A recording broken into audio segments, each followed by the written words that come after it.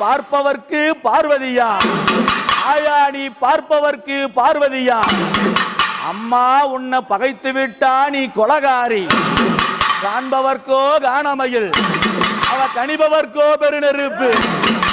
யாருக்கும் அடங்காத இந்த கானகத்து படிநெருப்பு.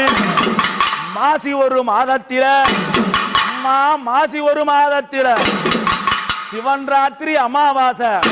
இந்த அமாவாசை நேரத்தில் தாயா பிரம்மன் சிரசறுத்து, அம்மா நீ பிரம்மன் சிரமறுத்து பித்து வரிதான் பிடித்து. கொள்ளையின்னா கொள்ளையம்மா, அது மாயான கொள்ளையம்மா.